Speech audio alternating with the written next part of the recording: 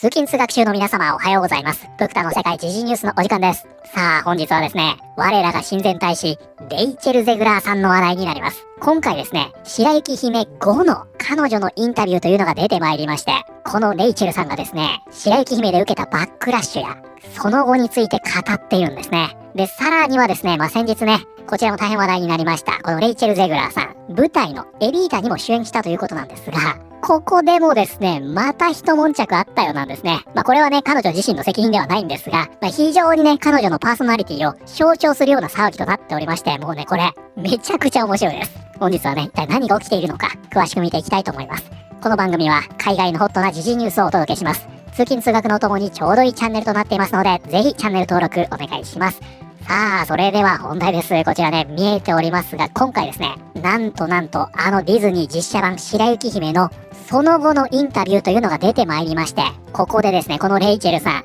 様々なものを語っています。果たして、反省しているのか、反省していないのか、大体予想はつくんじゃないかなと思いますが、このインタビューがですね、現在様々なメディアで拡散されておりますので、一体ね、何を語っているのか、ちょっと見ていきましょうか。ここね、いきなりタイトルすごいですよ。レイチェル・ゼグラー、演劇少女、芯のあるプリンセス。ということで、なんかいろいろな称号がね、ごちゃ混ぜになっておりますが、現在ね、白雪姫をやったからでしょう。プリンセスという称号を得ていると。ブロードウェイで記録を塗り替えた後、24歳の俳優は、ロンドンウエストエンドでの夢の役を演じている。どれだけバッシングやスキャンダルがあろうと、それが変わることはない。このサイトね、ID っていうんですかね、こんな感じで動くんですね。これすごいですよね。なんかファンにはたまらないんじゃないかなと思いますが、ほら、こんな感じでね。他の20代とは違い、ゼグラーには普通の仕事の経験がない。17歳の時には、ませた高校生で自他ともに認める演劇少女だった彼女は、母親の許可を得て、スティーブン・スピルバーグの作品の一般公募にセルフテープを送った。彼女は3万人の若い女性の中から選ばれ、ウエストサイドストーリーのマリア役を演じることになった。そしてここですね。私は欲しいものを全て手に入れた演劇少女なのと語り、一部では痛いとみなされているこの呼び名を堂々と受け入れている。侮辱なんかじゃない。これは情熱よと。ということで、ウエストサイドストーリーに出演し、その後ロミオとジュリエットを演じ、今回長年憧れていたエビータを演じるということで、私は欲しいものを全て手に入れる女なんだと。このように言ってるんですね。事実上でも実際そうですからね。で、さらには白雪姫でしょ。これはでも実際すごいですよね。もちろん自身の実力もあるんでしょうが、この DI の潮流にね、うまいこと乗り、その辺がうまく噛み合った感はありますよね。ハンガーゲームでは意志の強いヒロインを務めた。批評家から酷評されたシャザムでさえ、彼女の知名度を広げる一助となった。そして、白雪姫が生まれた。番組の途中ですが、ここでチャンネルからのお知らせです。フクタの世界時事ニュースのエンディングテーマとなっております、褐色の白雪姫。この度なんと、Spotify や Apple Music、YouTube Music をはじめとする各プラットフォームでの配信がスタートしました。皆さんが普段使われている音楽プラットフォームは、ほぼ網羅されていると思いますので、もしこちらの曲、気に入ってくれている方いらっしゃいましたら、ぜひ、こちらご活用ください。それでは本編に戻ります。ゼグラーにとってこの映画との歩みは、彼女自身が誇りに思っているにもかかわらず、決して平坦なものではなかった。物語の構成が不安定であることはさておき、彼女は主演のプリンセス役として堂々とした存在感を放っている。だが、この映画を通して、彼女はインターネット上の、ここね、シャーデンフロイデとありますが、これね、他人の不幸を喜ぶ感情のことですね。彼女はインターネット上のシャーデンフロイデの標的となった。ほんの少しの表情の変化、パパラッチの写真、発言の一部が切り取られては拡散され、徹底的に叩かれた。事実はねじ曲げられ、情報筋は何でも言った。どうせ責任を問われることはないと分かっているからだ。ちょっとね、これについては後ほど補足がありますんで、ご説明しますね。有名なバラエティの記事がこれを大々的に報じたことで、ゼグラーをネット上の憎悪から守ろうという署名運動まで立ち上がった。この炎上が最高潮に達したのは、白雪姫の予告編が公開されたその日に、彼女が X にフリーパレスチナと投稿した時のことだった。バラエティの記事によれば、この投稿により、ディズニーの広報陣は大混乱に陥り、プロデューサーのマーク・プラットはロサンゼルスからニューヨークへ飛び、これつまりはアメリカの西と東なので、アメリカを横断したということですね。ゼグラーに削除を求めたという。これはマークの息子であるジョナ・プラットがネット上で裏付けている。この会話が実際にあったかどうかは定かではないが、ゼグラーの投稿は今も X に残っている。それは彼女が X に残した最後の投稿となった。それ以来彼女はもうこの SNS を使っていない。ということでね、この記事は、かなりね、微妙なニュアンスというのを書いているんですが、実際ね、このレイチェルさん結構やらかしてはいるんですね。もうパレスチナの件もそうですし、トランプの件もそうですよね。やらかしてはいるんだけども、結局ね、こういったメディア、このインタビューを扱っているエンターテインメントウィークリーもそうです。ピープルもそうなんですが、やっぱりね、このレイチェルさんを被害者のポジションに置いてるんですね。じゃあなんでこんな隙を与えてしまうのかと言いますと、先ほどもちらっとありましたが、実際ね、あることないこと言うメディアというのが非常に多いんですよ。で、そのヒットがやっぱり YouTube でして、皆さんもね、このチャンネル以外でですよ、レイチェル・ゼグラーさんの聞いたことないような話、スキャンダルとか発言、そして情報筋の話ですね。こういうの見たことありませんか？これ日本語にも翻訳されていて、もうめちゃくちゃタチの悪い動画っていうのが溢れ返っているんですね。あれ何かというと、海外にはですね、もう日本とは比べ物にならない。日本人というのはね、まだモラル感あるんですよ。もうね、信じられないくらいの 100% の作り話を垂れ流す YouTube チャンネルというのがたくさん存在するんですね。人がね、こういったチャンネルですが、これマイクゼロって言って有名なんですね。クリックを誘いやすい題材というのを扱って、どこも報道していない。何の根拠もない。作り話というのを配信しています。こういったチャンネルもそうですね。こういったところだとか、高校もそうですね。これです。で、こういったチャンネルというのはですね、元になっている台本が同じだったりもするので、ここね、見ていただくとわかりますが、レイチェル・ゼグラーがエビータの制作時に訴えられたと。こちらもそうですね。レイチェル・ゼグラー、エビータのプロデューサーに訴えられる。このようにね、タイトルも似通ったものになっておりまして、さらにはですね、ここで発するナレーション。これもね、ほぼほぼ同じです。We're talking about careers on the line, reputations hanging by a thread, and big money involved. This isn't just gossip. This is something much bigger. Careers are on the line, reputations, money. で、現在ですね、こういったチャンネルに荒らされているのが、レイチェル・ゼグラーと、あとアイアンハートですね。これはね、もう本当にひどいです。なのでね、今回のこういった記事に関しては、彼女が本当に発した発言に対しての批判、これはあって叱るべきだと思うんですよね。なんですが、こういったですね、悪質な YouTube チャンネルというのが存在し、もう場合によってはね、これ日本語訳しまして、海外の YouTuber がこういった発言をしましたという動画、結構出てるでしょ。こういったですね、100% フェイクの情報というのも出回るので、こういった記事でね、事実が歪曲されているとか、虚偽の情報の被害者なんだというポジションを取りやすくなってしまうんですね。一部事実だから。だから皆さんね、先ほど言ったような YouTube チャンネル、で、それを日本語に翻訳して機械音声でね、垂れ流すようなチャンネル、ほんと気をつけてくださいね。だからこのインタビュー記事におきましても、事実ベースだけ見てる人にとってみたら、何被害者面してんだよというように思われるかもしれませんが、一方でね、本当に何にも言っていないこと、やっていないことを、やったこと、言ったことにされてしまうと、こういった事実も一方であるということですよね。ですので今で言いますと、レイチェルさんと、あとアイアンハート、これに関しては、この裏話や騒動という形で入ってくる海外の情報は、9割方作り話と思っておいて大丈夫です。そしてレイチェルさんですね、白雪姫の件を受けまして、精神科にかかっていたということですね。レイチェル・ゼグラー、白雪姫の批判に対処するために、精神科医とエンザイティ、役の助けを受けていたことを明かす。ということでこちらですね、エンザイティがあります。こちらが本日のキーワードになります。Anxiety. 何かが起こっている、または将来起こるかもしれないことに対する不安や心配の感情。ということでこちらね、エンザイティというのは不安という意味になります。で、このワードですね、非常に覚えやすいいい材料というのがありまして、皆さんドーチーのエンザイティっていう曲ご存知ですかね。つい先日ですね、MV というのが作成されまして公開されましたよね。これほんといい MV だなと思いましたが、この曲皆さん知ってますか？海外の YouTube のショートでよく聞くでしょ。これです。ほら、聞いたことありませんか？これです。この曲のタイトルが Anxiety、不安というタイトルなんですね。で、これね、ぜひ今回の MV 見てください。概要欄に貼っておきますんでね。彼女の不安というのを、見事に表した MV になってるんですね。で、これ一曲聴けば、今回のこの単語を忘れないと思うので、実際歌詞でも言いますしね、タイトルにもなっているということで、ぜひね、聴いてみてください。ちなみにですね、この曲というのは、サンプリング、元になった曲というのもありまして、こちらもね、素晴らしい曲なんですよ。僕はどっちかっていうと元の曲の方が好きなんですが、この新しいね、Anxiety の MV では、サンプリング元のオマージュなんかも入っておりまして、ほんとね、面白いですよ。ぜひね、この動画の後でもいいんで聞いてみてください。この Anxiety というのは不安という意味ですね。そして、先ほどね、こちらの後ろに Meds ありました。これ薬ですね。つまりこれで不安に対処するための薬、安定剤とか抗不安剤、このような意味になるんですね。ということでこちらは、レイチェル・ゼグラー、白雪姫の批判に対処するために精神科医と抗不安剤の助けを受けていたことを明かす。白雪姫だってセラピーが必要。ディズニーの実写版白雪姫に主演し、途方もない批判を浴びたレイチェル・ゼグラーが、その乗り越え方として、セラピーと抗不安剤の助けがあったことを明かした。24歳の彼女は6月23日に公開された IDC のインタビューで、これ先ほど見た記事ですね。この騒動について、そしてそこからどう抜け出したかを率直に語っている。私の、ここね、F ワードがあるんですね。そう、レイチェルさん口悪いんでね。私の F 精神科医が全部見てきたのよ、とゼグラーは語り、医師からは常に、君が経験していることは普通じゃないと言われ続けてきたと明かした。その一言が人生のいろんな場面で本当に救いになったのと彼女は語った。そして抗不安剤を服用し始めたことも明かしている。ゼグラーはこの決断が本当に人生を変えるきっかけだったと語り、その理由についてもう正常に機能していなかったし、世界の中を前向きに生きていると自信を持てるような状態でいたかったと明かした。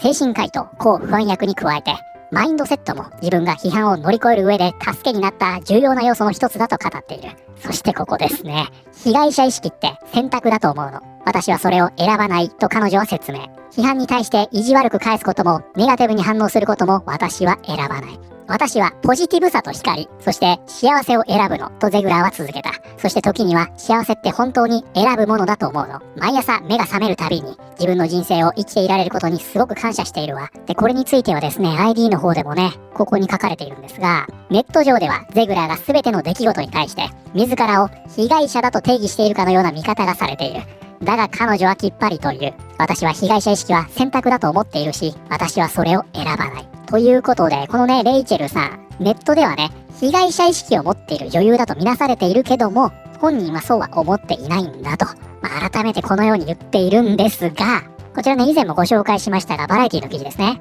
私はずっと女性が叩き潰されるのを見てきたの。人生の中でもキャリアの中でも、と彼女は語る。これから行われる選挙でも同じようなことが起きるはず。そういう光景を私たちはこれからも長い間目にするんじゃないかって怖くなる時があるの。時代が逆戻りしているかのように感じるのよ。ということで、実際にですね、今回のね、こういった問題というのを女性蔑視にすり替えて被害者ポジションを取るということをやってるんですね。でね、何か言われた時に意地悪く返すことはないというように言っておりましたが、このチャンネルでもね、散々ご紹介してきましたが、彼女はですね、もうこれまで散々ですね、何か言ってきたファンに対して罵倒するというね、レスバ姫としてその名を轟かせてきたわけですよ。その記憶はどこに行ってしまったんでしょうか。もう全部なかったことになってるんですね、彼女の中では。なのでね、あることないこと書かれてしまうという件に関しては気の毒だなと思いますが、それに乗じてね、私は被害者意識を持っていませんというのは、それはちょっとどうなのと感じてしまいますよね。やっぱりね、この記事を通して、前編そうなんですけどもね、こちら、白雪姫5のインタビューということになっているんですが、自分はね、その精神科医に頼ってこれを乗り越えたんだ。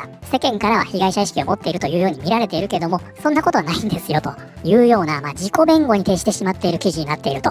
こういった印象ですね。こちらデッドラインが報じていますね。そうなんですか？レイチェル・ゼグラーは被害者意識はないと言っているけど、同じ女優なんですか？今更ポジティブと光の象徴気取り、PR でごまかそうとするのはやめてください。デッドライン。あなたも大衆をガスライティングするべきではありません。私たちは彼女は何を言ったかちゃんと覚えているんです。いや違うだろう。彼女は口を慎むどころか好き勝手に喋ってただけじゃん。本当にポジティブと光を選んでいたなら、誰も彼女の映画をボイコットなんてしなかったよ。それは正確じゃないよ。今のハリウッドの無名のタレントたちが自分で状況を悪化させておいて、業界全体にダメージを与えるのを見ると正直おかしくなっちゃうね。ちなみにですね、現在舞台の方にね、その活動を移しているということで、こちらエビータ。ここでもね、一悶着あったというんですね。これすごい話ですよ。ジェイミー・ロイド演出によるエビータは、現在ウエストエンドで最も注目されている舞台の一つとされており、観客は一席あたり最大250ポンドを支払っている。これ約5万円ですね。だが、ミュージカル史上最も有名な名場面の一つ、エヴァ・ペロンによる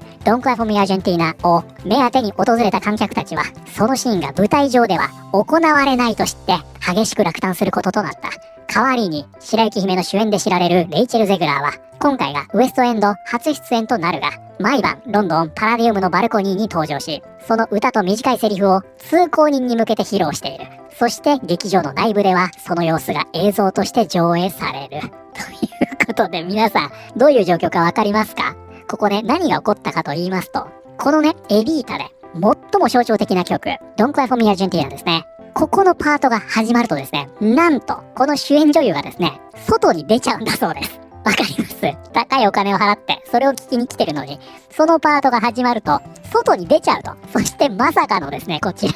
道端に向けてこれを無料で披露するんですね。そしてですよ、この劇場内にいる人たちは、この光景の中継を見るんですって。信じられますか？いや、これね、レイチェルさん何も悪くないですよ。これ演出ですからね。いやー、すごいですね。皆さん、5万円払ってます。どうですか？まあ、この演出もね、SNS 向けと見られても仕方がないかなと思いますよね。つまり映え狙いと言いますか、話題作りと言いますか、ワンチャンここで大騒動になってね、警察とか出てきたら最高だなみたいな、そういった思惑が透けて見えますが、やっぱりね、レイチェルさんの扱いも女優さんというよりは、YouTuber 的な感じなんですよね。この演出は観客の間で賛否を呼んでいる。あるファンは SNS 上で、私は演者と同じ空間を共有するために劇場へ行くんですと投稿。また別の人は、ちょっと待って。こっちはチケット2枚で350ポンド払っているのに、彼女はその一番の見せ場を、お金を払っていない通行人に向かって外で歌ってるのと憤っていた。そりゃそうですよね。はい、ということで本日はですね、我らが親善大使、レイチェル・ゼグラーさんが白雪姫のその後のインタビューを受けまして、バックラッシュへの対処法などを語ったという話題を見てまいりました。いかがだったでしょうか？まあ、今回のこのインタビューの内容は、想像通りと言いますか、やっぱ基本的に何かを反省するというような態度は一切見せないんですね。自分はこれだけひどい目に遭いましたと。そしてこういった対処をしました。でも結果的に私は全てを手に入れたんですよと。そういったお話になっているんですね。これ自体がね、被害者ポジションを取る人と見られる要因なんじゃないかなと思いますが、皆さんこれについてどう思われましたか？でね、途中お知らせ入ったと思いますが、褐色の白雪姫ですね。ついに各プラットフォームで配信がスタートしております。なんか Spotify でね、聞きたいよという方も結構いらっしゃったので、環境的に聞きやすくなると思うので、プレイリストにね、入れておいていただければと思います。で、これですね、もともと6月21日がリリース日となっていたんですが、なんとですね、プクタその日、入院しているというね、最悪な事態となってしまいまして、実はね、もう数日前からリリーススタートしているんですが、お知らせが遅くなってしまいました。ですので、もしかしたらね、先に気づかれていた方もいらっしゃるかもしれませんね。で、ちょうどね、いい機会なんで、誕生秘話的なものをね、少しお話できればなと思うんですが、もう本編はね、これで終わりなんでね。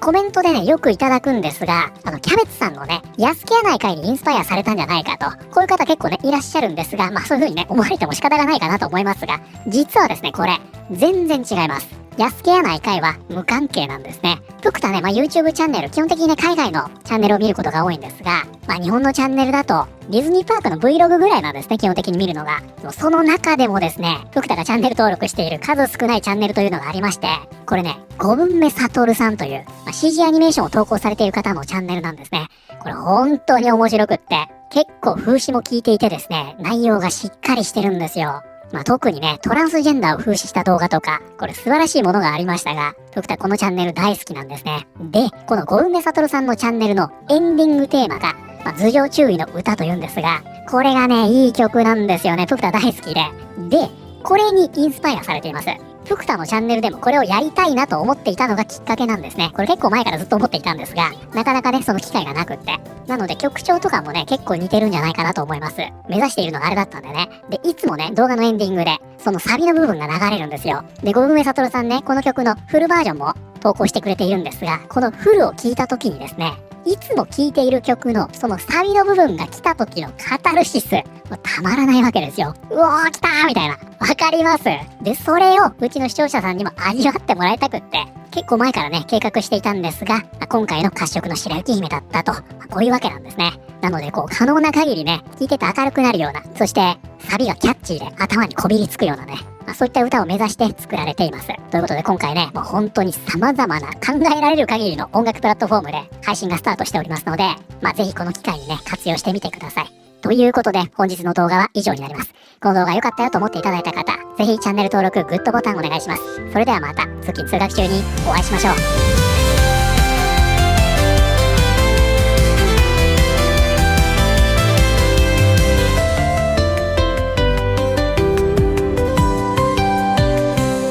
昔々のプリンセス、それはもう古いわ。歪んで知的で正しさこそ正義、JK も次男も丸ごとポイしちゃえ。おとぎ話はもう私のもの。親善大使にふさわしいかってフ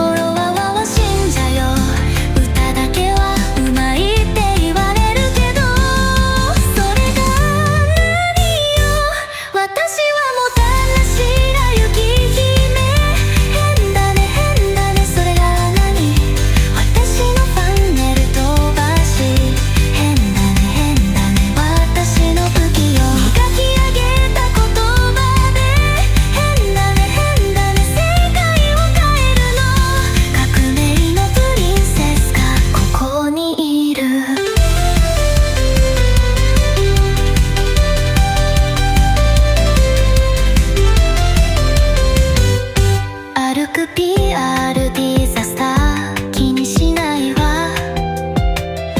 私は世界を変える革命児、鏡よ鏡よ答えてみてこの世で一番美しいのは分かってるでしょそれは私でしょ王子はストーカーこっち来ないで運命なんて自分で決めるの眠る私にキスするの私は褐色の白雪姫変だね変だねそれがない私のパネル飛ばし変だね変だね私の武器よ磨き上げた言葉で変だね変だね世界を変えるの革命のプリンセスがここにいる